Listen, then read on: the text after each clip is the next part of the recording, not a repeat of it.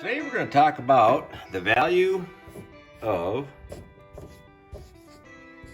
a fish hawk.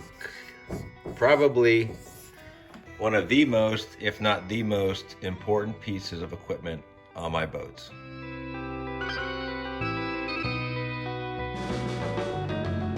So the next item in the value of a fish hawk is speed. We all know speed kills, as the saying goes. Okay, the wrong speed will not kill, and the right speed, once you dial in the right speed and pay attention, we know it can kill. So, speed, topic number 2 of the value of a fish hawk. Everybody understands or may not know what SOG is. We call it speed over ground. That's basically your GPS speed that's mounted to your boat. So if you hear guys talking about speed over ground or SOG, they're referring to what their piece of electronics is saying their boat is moving speed over ground. I do not pay a lot of attention to speed over ground unless I'm really targeting most of my target species in the top, say, 20 feet.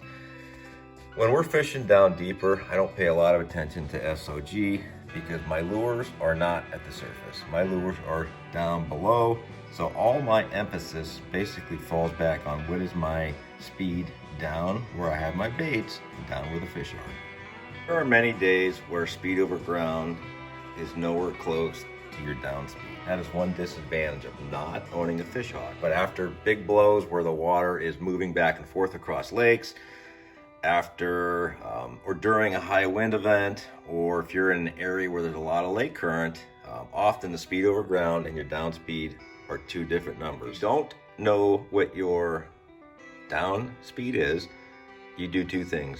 You say, duh, I do not know, or dink, or you call the guy next to you who does have a fish hawk and you ask him, what's your down speed? And then you compare it against your speed over ground if you're going the same direction, so you can help dial in what your buddy's down speed is versus DA, I don't know, but you can tie those together with your speed over ground. Going the same direction. Story many years ago, before many guys had fish hawks on Lake Erie, and the story goes like this. After a 2-day blow, all the boats sat at the dock. Third day, we all go out. It was a strong wind. We all know the water in the lake does different things, which usually causes an effect on the fish or where the fish might go or our approach to that day. So we're a little more cautious as we approach fishing after a blow. So true story, we all go out, we're all leaving the dock about the same time. We set up, I drop my down temp, my Fish Hawk probe in the water, and notice that my speed over ground needs to be a minimal, barely crawling, 1.3 for me to target these walleyes. We're fishing suspended walleyes down in that 2.4 mile per hour range to make our baits effective. I key in on that right away. My peers who do not own a fish hawk set up and they're going to troll speed over ground at 2.3, or maybe their surface speed around 2.3, 2.4, knowing that's probably an optimal speed for trolling suspended walleye deep diving crankbaits off lead core or your divers. What happened this day is I immediately recognized that I need to crawl and my planer boards are barely moving. However, where my baits are, down below, optimal speed.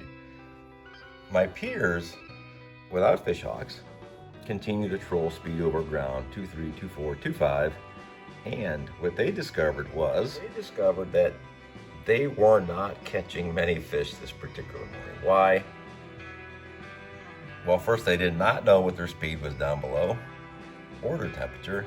Secondly, they were trolling their baits at 3.3 to 3.6 miles per hour trying to catch walleye. We all know walleye are not an aggressive fish, and that speed is normally too hot. On this particular troll, I was trolling side by side with another well-known charter captain, again, without a fish hawk, fishing dink, did not know, and we took 11 fish to his one fish, trolling side by side in the first hour and a half on our straight line troll. I was not doing anything different. We were fishing 5-color lead cores with deep divers, divers out and a couple riggers in the water.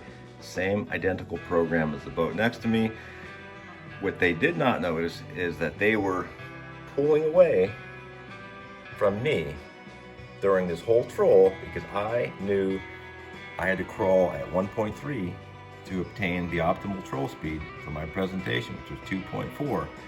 They continued to pull away during our troll, struggled to catch fish because they were hot.